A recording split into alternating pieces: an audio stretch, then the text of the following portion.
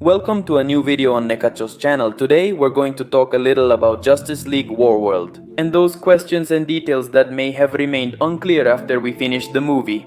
If you haven't seen the summary and explanation of this story, I want to let you know that I already uploaded a video last week. However, I avoided too much detail to keep it interesting. And if you really wanted to know some answers and theories that are presented in this adaptation, then this video is the one you were looking for.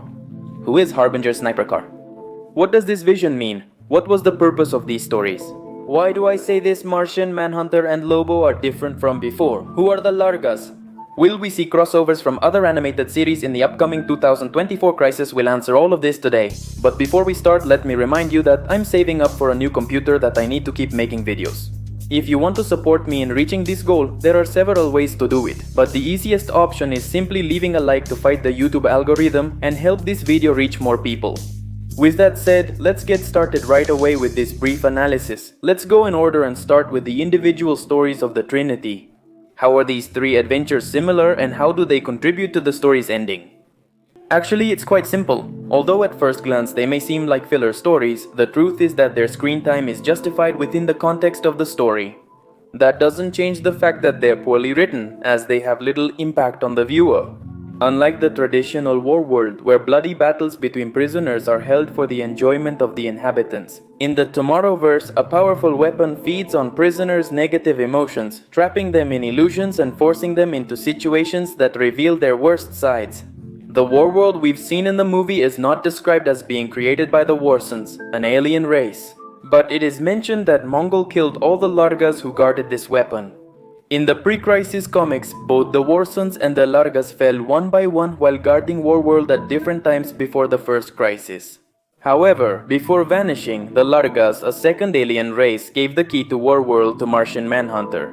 There's a sort of nod to this in the movie, but in a more general way toward green and white Martians.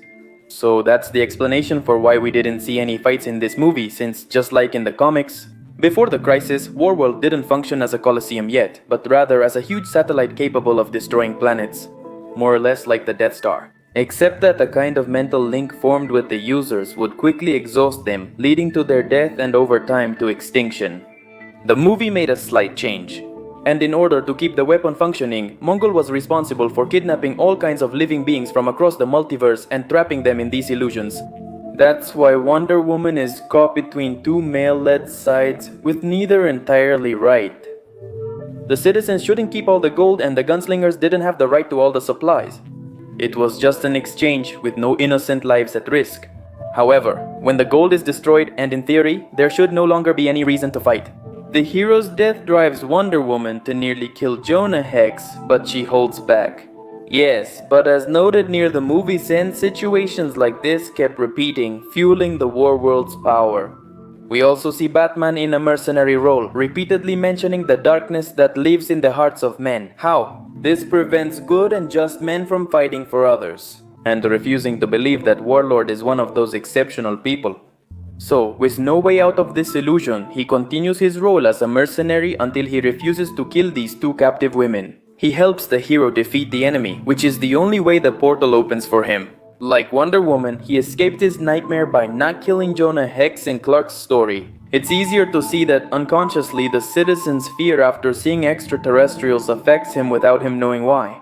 And let's remember that even though this wasn't explored much in other movies, Clark always felt bad since childhood because of comments from people around him. In the movie, other Detective Comics characters debut, including Jonah Hex, Badlash, Warlord and their groups. Maria Romanova, Machiste, King Faraday, Lana Lang, Pete Ross and Sniper Car, the Justice League's first comic sidekick due to his help defeating Starro the Conqueror. Yes, they turned out to be aliens in the end, but that doesn't rule out the possibility that real people are being held prisoner. Also in Warworld, by the way, the negative emotions of the secondary prisoners were also being fed on. Faraday is the clearest example, risking everyone's lives because he thought they were aliens. Clark escapes his nightmare by refusing to play along with his companion. Martian Manhunter uses the negative emotions Mongol built up over years searching for the key to unlock Warworld's full potential. It's a kind of nod and reference to a Superman adventure in the comics, where he mentions that only Warworld is capable of destroying Warworld.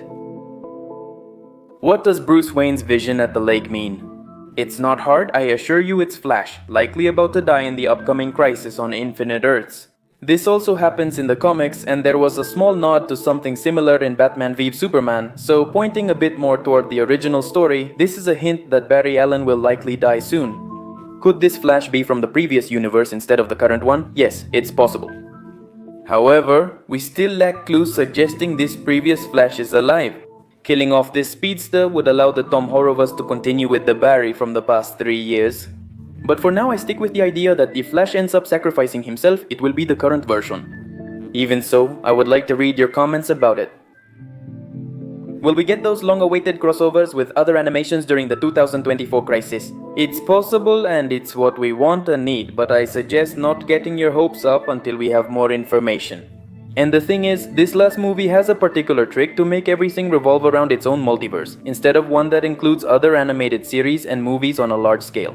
Considering that in Legion of Superheroes we only saw Batman and Superman being taken to Warworld, it's clear this Wonder Woman and Martian Manhunter aren't from their universe. With Wonder Woman, it's even clearer if you listen closely to her. I don't know why I didn't realize it before, but are you just a baby too young to be my Clark? She's talking about the Clark from Earth 2. That is, the Superman from Justice Society who was revealed during World War II, and who today would already show signs of aging, since Superman ages in nearly all his versions. If we ever see this Superman again, he will surely already have gone. This is a clear reference to the story of the first crisis in the comics. Who knows, their dialogues suggest these two characters are romantically involved in their universe, which will surely make this woman's probable death even sadder. And if you're wondering where is the Wonder Woman from Earth 1? Well, that's the question. So far we know that there is a Wonder Woman on Earth 1, but unfortunately we haven't seen her yet. With Martian Manhunter, the issue is more mysterious. At first, you might think it's the John Jones from Superman, Man of Tomorrow and Green Lantern. Beware my power, but I don't think so. When the Trinity leaves the illusions, this character says he helped the heroes escape in a certain way. He says he was initially self-focused, but after understanding them better, his purpose shifted. This doesn't match the Martian Manhunter we already knew, because the Justice League has already been active for at least a couple of years. I mean, he already knows them well enough not to try to save them and act selfishly. And even before that, John Jones had helped in the fight against Parasite before joining the team. Another supporting fact is that at the movie's end, it stated he's the last Green Martian in the universe.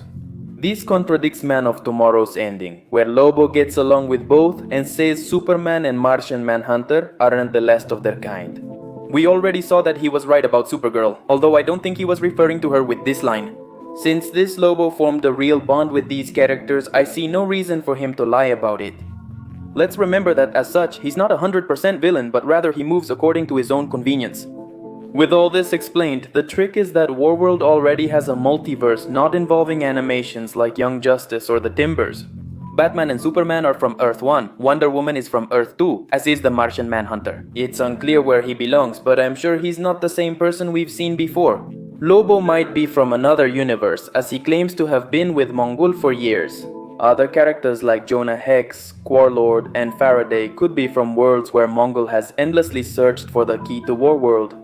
I still think other series and movies should join a mega animated crossover against the Anti-Monitor, but I recommend we take it slow. If Detective Comics, Superhero Gears, and Teen Titans Go have all done crossovers, why not do another? The Tomorrowverse. The door to the multiverse in the Tomorrowverse has been open since the second movie. The closest we've had to a crossover are flashbacks from the previous animated universe. By the way, I was really hoping to see Constantine in this movie. We'll likely see him punished in the next adventure, just like Pariah in the comics. I already explained this in another video, in case you have no idea what the heck I'm talking about. Now then, let's talk about the end of the movie and the meaning behind the appearance of this character, Harbinger, who... This character is the Herald of the Monitor in the comics. Her real name is Lila Michaels. She was rescued, trained, and empowered by this character to join his mission. Observe, classify, and recruit heroes for the inevitable battle against the Anti-Monitor. A fun fact is that she didn't debut in Crisis on Infinite Earths as many think, but actually appeared 2 years earlier, in 1983 as a civilian in a Teen Titans adventure. We've also seen her before in the animated movies, specifically in Superman Batman Apocalypse as Kara's best friend. This earlier design stays closer to the character's original look. Her appearance directly connects to the next Tomorrowverse movie. We've seen the Monitor's satellite and heard in their dialogues that the crisis has started. There are still loose ends like Kamandi, the Great Disaster, the Losers, that strange ending with Blue Beetle Constantine, but everything is coming together little by little. It wouldn't be surprising if Psycho Pirate appeared in the next story. After mysteriously escaping Injustice Society, the puzzle is almost complete. But what we all want to know about who will take part in the big battle is still a question that remains to be answered. If you want to learn more about the previous or current animated universe, my channel has plenty of summaries, analysis, theories, and news on the topic. Occasionally we discuss other subjects, so feel free to check it out. Share your theories and opinions in the comments, and please like to help me in the ongoing fight against YouTube's algorithm. And in the meantime, there's nothing left for me to say except a huge thank you for stopping by, guys. My name is Alex for the Negacho channel. See you later.